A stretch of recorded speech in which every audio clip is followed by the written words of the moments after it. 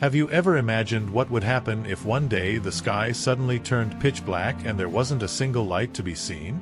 Or if a destructive hailstorm ruined all the agriculture of an entire country? Now, what if I told you that this actually happened thousands of years ago in Egypt? Yes, you heard right. We are talking about the 10 plagues of Egypt, extraordinary events that defied logic and shaped the history of a nation. But what motivated such a series of disasters? How did they impact the lives of people at that time? And what do they tell us about power and human resilience? Get ready to dive into a narrative of biblical disasters, resilience, and of course, a powerful lesson about the strength of belief. Stay with us and discover how a series of calamities became the backdrop for one of the greatest liberation stories in ancient history. Let's embark on a journey to ancient Egypt, a time when gods and pharaohs ruled and an extraordinary event changed the course of history. The 10 plagues of Egypt are one of the most fascinating and mysterious accounts in the Bible, leaving deep marks on culture and popular imagination. It all began with Moses, a Hebrew leader chosen by God to free his people from slavery in Egypt. Moses confronted the Pharaoh with a clear message, "Let my people go." But the Pharaoh refused to free the Hebrews. So, God sent a series of devastating plagues to force the Pharaoh to change his mind. Let's explore each of these plagues and understand their impact. The first plague, water turned to blood. The first plague transformed the waters of the Nile River into blood. This significant event narrated in the Bible is an example of divine power that challenged the very heart of Egypt. The Nile was not just a river, it was the lifeline of Egypt, a revered deity, and the source of life and prosperity for the Egyptian people. Turning its waters into blood was a direct blow to Egypt's daily life, economy, and spirituality. According to the biblical account, Moses and his brother Aaron, instructed by God, confronted the Pharaoh demanding the release of the Hebrews from slavery. When the Pharaoh refused, Aaron, following God's instructions, stretched his staff over the waters of the Nile, and suddenly the entire river turned to blood. The pure, refreshing water of the Nile became a thick, repulsive red flow.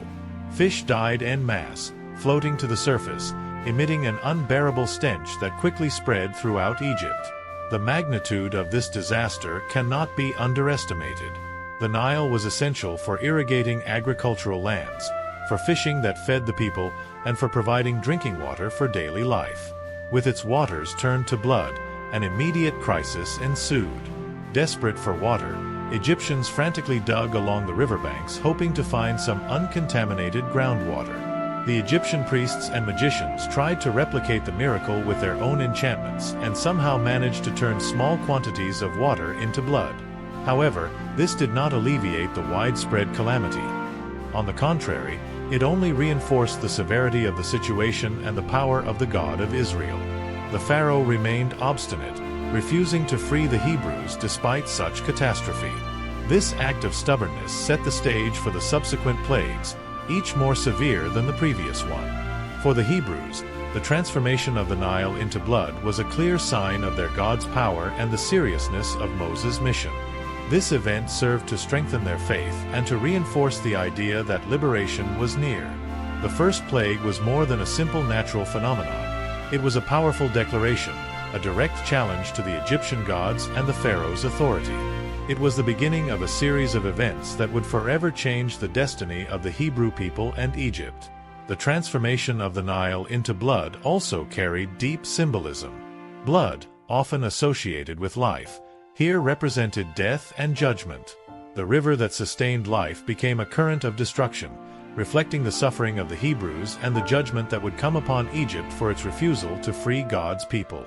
This event marked the beginning of the end of Egyptian oppression and the start of the Hebrews' journey to freedom. The second plague, frogs. The second plague that struck Egypt brought an invasion of frogs, an event described in rich detail in the biblical scriptures, causing unprecedented turmoil in the land of the pharaohs. After the first plague that turned the Nile waters into blood, Egypt had not yet fully recovered, and the pharaoh remained inflexible, refusing to free the Hebrews. Then God instructed Moses to confront the Pharaoh again and warn him about the next plague if he continued his obstinacy. Moses and Aaron went to the Pharaoh and said, "Thus says the Lord, let my people go, so that they may serve me. If you refuse to let them go, I will plague your whole country with frogs." However, the Pharaoh ignored the warning, and Aaron stretched his hand over the waters of Egypt. Suddenly, a myriad of frogs emerged from the river and spread throughout the land. The number of frogs was so great that they literally covered every corner of Egypt. They invaded houses, jumping on beds, climbing on furniture, and lodging in kitchens and ovens. No place was safe. Neither the palaces of the nobles nor the humble homes of the commoners were spared from this invasion. The impact of this plague was immense. Frogs were considered sacred by many Egyptians, associated with the goddess Hecate, who symbolized fertility and the renewal of life. However, this massive invasion transformed a symbol of life into a source of chaos and repulsion. The incessant croaking noise and the constant presence of these amphibians everywhere made life in Egypt unbearable. People couldn't sleep, eat, or perform their daily activities without being disturbed by the frogs. Faced with this torment, the Pharaoh finally relented a little and called Moses and Aaron, pleading with them to ask the Lord to remove the frogs. He promised to free the Hebrews if the plague was lifted. Moses prayed to the Lord, and the frogs died where they were, forming heaps of decaying bodies that caused a terrible stench throughout the land. Although the plague had ceased, the relief was temporary. When the Pharaoh saw that the problem was resolved, he went back on his promise and hardened his heart again, refusing to let the Hebrews go. The second plague thus served to once again demonstrate the power of the God of Israel and the fragility of the Pharaoh's resistance. The frogs, which initially might have been seen as a minor nuisance, revealed themselves to be an overwhelming force capable of destabilizing all of Egyptian society.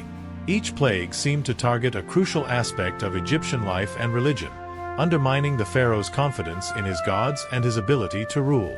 For the Hebrews, the invasion of frogs was another clear sign that their liberation was approaching. Each new plague reinforced the idea that God was fighting for them and that Egyptian oppression would not last forever. The Pharaoh's resistance, although stubborn, was beginning to show cracks, and the hope of freedom grew among the Hebrews. The third plague, gnats. The third plague that struck Egypt was an infestation of gnats, a torment that attacked both humans and animals, plunging the country into unbearable misery. After the frogs were removed, the Pharaoh continued to harden his heart, disregarding the power and authority of the God of Israel. Then God instructed Moses to tell Aaron to strike the dust of the earth with his staff, and so he did. When Aaron raised his staff and struck the dust, a miraculous and terrible transformation occurred. The dust turned into gnats that spread throughout Egypt. Imagine the magnitude of this plague. In an instant, the dry, ubiquitous dust of the Egyptian desert transformed into a swarm of gnats, infesting people's hair and bodies and covering all the animals. This small but incredibly irritating insect caused incessant itching and an extreme sense of discomfort. The Egyptians found themselves in a desperate situation, trying in vain to relieve the torment of the gnats. Daily life was interrupted by the constant need to scratch and try to get rid of these parasites. The plague of gnats also had deep symbolic and psychological impacts. In ancient Egypt, cleanliness and purity were highly valued, especially among priests and the nobility. The presence of gnats meant a violation of these norms of purity and a direct challenge to the order and hygiene that were so fundamental to Egyptian society. The priests, who had the custom of shaving and depilating regularly to maintain ritual purity, found themselves powerless against this invasion. Not even they, who were considered intermediaries between the gods and humans, could escape the gnats. Unlike the two previous plagues where the Pharaoh's magicians managed to replicate the miracles performed by Moses and Aaron, this time they were unable to reproduce the phenomenon. The magicians said to the Pharaoh, "This is the finger of God." However, despite this recognition, the Pharaoh remained inflexible, refusing to free the Hebrews and allowing his people to continue to suffer. The Pharaoh's stubbornness in the face of such evident suffering, widely recognized even by his own advisors, shows how hardened his heart had become. For the Hebrews, the third plague was another confirmation that God was intervening powerfully on their behalf. Each new plague reinforced their faith in the promise of liberation and demonstrated the impotence of the Egyptian gods before the God of Israel. The plague of gnats, though small compared to the plagues that would come, was irrefutable proof of divine power, a sign that no aspect of Egyptian life was beyond God's reach. While the Egyptians struggled to cope with the physical and mental torment caused by the gnats, the Pharaoh's resistance meant that the path to Hebrew liberation was paved with even more suffering and divine interventions. The third plague was a reminder that freedom often comes at a high cost and that the struggle for liberation can require extraordinary endurance and faith. The fourth plague, flies. The fourth plague that befell Egypt was a devastating invasion of flies, further exacerbating the suffering of the Egyptians. After the plague of gnats, the Pharaoh continued to refuse to free the Hebrews, despite the clear demonstrations of divine power. Thus, God sent Moses to warn the Pharaoh once more, "Let my people go, so that they may serve me. If you refuse to let them go, I will send swarms of flies on you, your officials, your people, and your houses. The houses of the Egyptians shall be filled with swarms of flies, and also the ground on which they stand." The Pharaoh ignored the warning, and soon Egypt was engulfed in an overwhelming swarm of flies. These insects invaded homes, markets, palaces, and even the countryside, causing widespread havoc. The incessant buzzing, the constant biting, and the general filth spread by the flies made life unbearable for the Egyptians. Food supplies were contaminated, daily activities were disrupted, and disease spread rapidly due to the flies. The presence of flies was more than just a nuisance, it was a direct threat to health and hygiene. The flies carried diseases and infected food and water sources, leading to illness and despair among the population. The severity of this plague lay in its ability to affect every aspect of life, from the noblest palaces to the humblest homes. However, in the land of Goshen, where the Hebrews lived, there were no flies. This clear distinction between the Egyptians and the Hebrews served to further emphasize the power of the God of Israel and the special protection granted to his people. The contrast was stark and undeniable, showing that the plagues were not random acts of nature but deliberate acts of divine intervention. Faced with this new calamity, the Pharaoh once again called for Moses and Aaron. He tried to negotiate, suggesting that the Hebrews could sacrifice to their God within Egypt. However, Moses insisted that the Hebrews needed to go on a 3-day journey into the wilderness to offer sacrifices. The Pharaoh reluctantly agreed but later reneged on his promise after the flies were removed. For the Egyptians, the fourth plague was another devastating blow that highlighted their vulnerability and the Pharaoh's inability to protect them. Each plague not only brought physical suffering but also undermined the authority and credibility of the Pharaoh, who was seen as a god-king. The continuous refusal to release the Hebrews only deepened the crisis and set the stage for even more severe plagues to come. For the Hebrews, the plague of flies reinforced their faith and hope. The clear distinction between their land and that of the Egyptians was a powerful sign of divine favor and protection. It showed that their suffering in Egypt was coming to an end and that liberation was imminent. The fifth plague, death of livestock. The fifth plague that struck Egypt was the death of livestock, a catastrophic event that decimated the wealth and resources of the Egyptian people. After the relentless plague of flies, the Pharaoh continued to defy the God of Israel and refused to release the Hebrews. So, God sent Moses to deliver another message to the Pharaoh. "Let my people go, so that they may serve me. If you refuse to let them go and continue to hold them, the hand of the Lord will bring a terrible plague on your livestock in the field, on the horses, donkeys, camels, cattle, sheep, and goats." The Pharaoh ignored the warning, and soon the devastating plague struck. The livestock of the Egyptians began to die in droves. Horses, donkeys, camels, cattle, sheep, and goats fell victim to the disease, leaving the fields littered with the carcasses of animals. The economic impact was immediate and severe. Livestock were essential for agriculture, transportation, and trade, and their sudden death dealt a crippling blow to the Egyptian economy. The death of livestock also had significant religious implications. Many of the animals affected by the plague were considered sacred in Egyptian religion. The bull, in particular, was associated with several gods, including Apis, who was worshipped as a symbol of fertility and strength. The widespread death of these animals was a direct challenge to the power and authority of the Egyptian gods, further undermining the pharaoh's position as their representative on earth. In stark contrast, the livestock of the Hebrews remained unharmed. This clear distinction once again highlighted the divine protection granted to the Hebrews and the power of their God. The pharaoh sent officials to investigate, and they confirmed that not a single animal belonging to the Hebrews had died. Despite this undeniable evidence, the pharaoh remained stubborn and refused to release the Hebrews. For the Egyptians, the fifth plague was a devastating blow that left them reeling. The loss of livestock meant a loss of wealth, food, and means of transportation. It further destabilized the economy and deepened the crisis. The continuous refusal of the pharaoh to heed the warnings and release the Hebrews only prolonged the suffering of his people. For the Hebrews, the fifth plague was another sign of divine intervention and protection. The survival of their livestock while the Egyptian animals perished was a powerful reminder of God's favor and the imminent liberation. It strengthened their faith and resolve, knowing that their suffering was coming to an end and that freedom was within reach. The sixth plague, boils. The sixth plague that struck Egypt was a painful and debilitating outbreak of boils, affecting both humans and animals. After the death of the livestock, the pharaoh still refused to let the Hebrews go, despite the increasing severity of the plagues. So, God instructed Moses and Aaron to take handfuls of soot from a furnace and scatter it towards the sky in the presence of the pharaoh.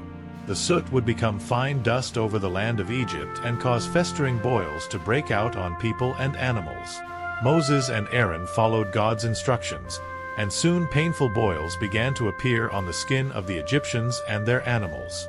The boils were so severe that they caused immense pain and suffering, making it impossible for people to carry out their daily activities.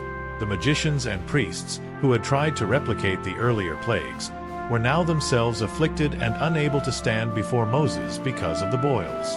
The plague of boils was a direct attack on the health and well-being of the Egyptians. It caused widespread suffering and incapacitated many people, further disrupting daily life and the economy. The physical pain and disfigurement caused by the boils also had psychological effects, leading to fear and despair among the population. In contrast, the Hebrews were once again spared from the plague. Their health remained intact, and they continued to witness the power of their God and the fulfillment of His promises. The clear distinction between the suffering of the Egyptians and the protection of the Hebrews served as a powerful sign of divine favor and intervention. Despite the severity of the plague, the pharaoh's heart remained hardened. He refused to release the Hebrews, continuing to defy the God of Israel and bringing further suffering upon his people. The pharaoh's stubbornness in the face of such overwhelming evidence of divine power showed the depth of his pride and resistance. For the Egyptians, the sixth plague was a painful reminder of their vulnerability and the pharaoh's inability to protect them. The continuous suffering and the increasing severity of the plagues began to erode their confidence in the pharaoh and their gods. The physical and psychological toll of the boils deepened the crisis and set the stage for the next, even more devastating plagues. For the Hebrews, the plague of boils was another confirmation of God's protection and the imminent liberation. Each plague reinforced their faith and hope, showing that their suffering in Egypt was nearing an end and that freedom was within reach. The seventh plague, hail. The seventh plague that struck Egypt was a devastating hailstorm, an unprecedented natural disaster that destroyed crops and livestock and caused widespread destruction. After the plague of boils, the pharaoh continued to harden his heart and refused to release the Hebrews. So, God instructed Moses to stretch out his hand towards the sky, and hail would fall over the land of Egypt, on people, animals, and everything growing in the fields. Moses warned the pharaoh and the Egyptians about the coming plague, urging them to bring their livestock and servants indoors to avoid the deadly hail. Some of the pharaoh's officials heeded the warning and sheltered their livestock and servants, but others ignored it. When Moses stretched out his hand, the Lord sent thunder and hail, and lightning flashed down to the ground. The hailstorm was the worst in all the land of Egypt since it had become a nation. The hail struck everything in the fields, both people and animals, and it beat down everything growing in the fields and stripped every tree. The storm was so intense that it shattered buildings and caused widespread devastation. The economic impact of the hailstorm was enormous. The destruction of crops meant a loss of food and income, leading to hunger and economic instability. The loss of livestock and the damage to property further deepened the crisis. The hailstorm was a direct attack on the agriculture and economy of Egypt, which were already weakened by the previous plagues. In the land of Goshen, where the Hebrews lived, there was no hail. This clear distinction once again highlighted the divine protection granted to the Hebrews and the power of their God. The contrast was stark and undeniable, showing that the plagues were not random acts of nature but deliberate acts of divine intervention. Faced with this new calamity, the Pharaoh summoned Moses and Aaron and admitted his sin, promising to let the Hebrews go if the storm stopped. Moses prayed to the Lord, and the storm ceased. However, once the immediate danger had passed, the Pharaoh hardened his heart again and refused to release the Hebrews. For the Egyptians, the seventh plague was a devastating blow that left them reeling. The destruction of crops and livestock meant a loss of wealth, food, and means of sustenance. The continuous refusal of the Pharaoh to heed the warnings and release the Hebrews only prolonged the suffering of his people. For the Hebrews, the plague of hail reinforced their faith and hope. The clear distinction between their land and that of the Egyptians was a powerful sign of divine favor and protection. It showed that their suffering in Egypt was coming to an end and that liberation was imminent. The eighth plague, locusts. The eighth plague that struck Egypt was a swarm of locusts, a devastating infestation that consumed every green thing left after the hailstorm. After the Pharaoh's continued refusal to release the Hebrews, despite the increasing severity of the plagues, God instructed Moses to go to the Pharaoh and warn him about the coming plague of locusts. Moses and Aaron went to the Pharaoh and said, "Thus says the Lord, the God of the Hebrews, how long will you refuse to humble yourself before me? Let my people go, so that they may serve me. If you refuse to let my people go, tomorrow I will bring locusts into your country. They will cover the face of the ground so that it cannot be seen. They will devour what little you have left after the hail, including every tree that is growing in your fields." The Pharaoh's officials, seeing the devastation caused by the previous plagues, pleaded with him to release the Hebrews. But the Pharaoh's heart remained hardened, and he refused. So Moses stretched out his staff over Egypt, and the Lord brought an east wind that blew across the land all day and night. By morning, the wind had brought locusts, and they invaded all of Egypt. The locusts were so numerous that they covered the ground until it was black. They devoured every plant in the fields and all the fruit on the trees that the hail had left. Nothing green remained on any tree or plant in all the land of Egypt. The devastation was complete, leaving the land barren and the people desperate. The economic impact of the locusts was catastrophic. The destruction of crops meant a loss of food and income, leading to hunger and economic instability. The devastation further weakened the already struggling Egyptian economy, deepening the crisis. Faced with this new calamity, the Pharaoh quickly summoned Moses and Aaron and confessed his sin, pleading with them to pray to the Lord to remove the locusts. Moses prayed, and the Lord changed the wind to a very strong west wind, which caught up the locusts and carried them into the Red Sea. Not a single locust was left in all the land of Egypt. However, once the immediate danger had passed, the Pharaoh hardened his heart again and refused to release the Hebrews. The continuous refusal to heed the warnings and release the Hebrews only prolonged the suffering of his people and set the stage for the final, most devastating plagues. For the Egyptians, the eighth plague was a devastating blow that left them reeling. The destruction of crops and the loss of food and income deepened the crisis and led to widespread hunger and desperation. The continuous suffering and the increasing severity of the plagues began to erode their confidence in the Pharaoh and their gods. For the Hebrews, the plague of locusts was another confirmation of God's protection and the imminent liberation. The clear distinction between their land and that of the Egyptians was a powerful sign of divine favor and intervention. Each plague reinforced their faith and hope, showing that their suffering in Egypt was nearing an end and that freedom was within reach. The ninth plague, darkness. The ninth plague that struck Egypt was a profound and terrifying darkness that covered the land for 3 days. After the devastation caused by the locusts, the Pharaoh continued to harden his heart and refused to release the Hebrews. So, God instructed Moses to stretch out his hand towards the sky, and darkness would spread over Egypt, a darkness that could be felt. Moses stretched out his hand, and thick darkness descended on Egypt. For 3 days, the Egyptians could not see one another or leave their homes. The darkness was so intense that it was disorienting and terrifying, plunging the land into chaos and despair. The darkness was more than just a physical phenomenon. It had deep symbolic significance.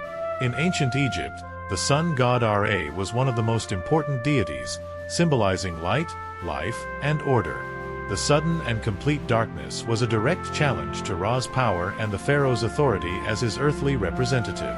It showed the impotence of the Egyptian gods before the God of Israel and the futility of the Pharaoh's resistance. In the land of Goshen, where the Hebrews lived, there was light. This clear distinction once again highlighted the divine protection granted to the Hebrews and the power of their God. The contrast was stark and undeniable, showing that the plagues were not random acts of nature but deliberate acts of divine intervention. Faced with this new calamity, the Pharaoh summoned Moses and Aaron and tried to negotiate, allowing the Hebrews to go and worship their God but insisting that they leave their flocks and herds behind. Moses refused, insisting that they needed to take their livestock with them to offer sacrifices to the Lord. The Pharaoh, enraged by the continued defiance, threatened Moses, saying, "Get out of my sight. Make sure you do not appear before me again. The day you see my face you will die." Moses replied, "Just as you say, I will never appear before you again." The stage was set for the final, most devastating plague that would finally break the Pharaoh's resistance and lead to the liberation of the Hebrews. For the Egyptians, the ninth plague was a terrifying reminder of their vulnerability and the Pharaoh's inability to protect them. The profound darkness and the disruption of daily life deepened the crisis and eroded their confidence in the Pharaoh and their gods. For the Hebrews, the plague of darkness was another confirmation of God's protection and the imminent liberation. The clear distinction between their land and that of the Egyptians was a powerful sign of divine favor and intervention. Each plague reinforced their faith and hope, showing that their suffering in Egypt was nearing an end and that freedom was within reach. The 10th plague, death of the firstborn. The 10th and final plague that struck Egypt was the death of the firstborn, a devastating blow that finally compelled the Pharaoh to release the Hebrews. After the plague of darkness, the Pharaoh continued to harden his heart and refused to release the Hebrews. So, God instructed Moses to tell the Hebrews to prepare for the final plague. They were to take a lamb without defect, slaughter it at twilight, and put its blood on the doorposts and lintel of their houses. They were to roast the lamb and eat it with bitter herbs and unleavened bread, and they were to eat it in haste, with their loins girded, sandals on their feet, and staff in hand, ready to leave. That night, the Lord passed through Egypt and struck down all the firstborn in the land, from the firstborn of the Pharaoh who sat on the throne to the firstborn of the prisoner in the dungeon, and the firstborn of all the livestock. There was loud wailing in Egypt, for there was not a house without someone dead. But the Lord passed over the houses of the Hebrews marked with blood, sparing their firstborn. The impact of this plague was immediate and profound. The death of the firstborn was a direct attack on the future and legacy of the Egyptians, striking at the heart of every family and causing immense grief and despair. The Pharaoh, who had consistently defied the God of Israel, was now compelled to acknowledge his power and authority. In the middle of the night, the Pharaoh summoned Moses and Aaron and said, "Up, leave my people, you and the Israelites. Go, worship the Lord as you have requested. Take your flocks and herds, as you have said, and go, and also bless me." The Hebrews, who had prepared for this moment, quickly gathered their belongings and left Egypt, finally free from centuries of oppression and slavery. The exodus of the Hebrews from Egypt marked the beginning of a new chapter in their history. It was a journey of faith and endurance, guided by the hand of God and marked by his miraculous interventions. The 10 plagues served as powerful reminders of God's sovereignty and the fulfillment of his promises. For the Egyptians, the death of the firstborn was a devastating and humbling experience. It shattered their confidence in their gods and their pharaoh, leaving them to grapple with the reality of their vulnerability and the power of the God of Israel. For the Hebrews, the 10th plague was the ultimate confirmation of God's protection and the fulfillment of His promise of liberation. It was a moment of profound faith and hope, marking the end of their suffering and the beginning of their journey to freedom. The story of the 10 plagues of Egypt is a powerful narrative of divine intervention, human resilience, and the struggle for freedom. It is a story that has been passed down through generations, serving as a reminder of the power of faith and the enduring promise of liberation.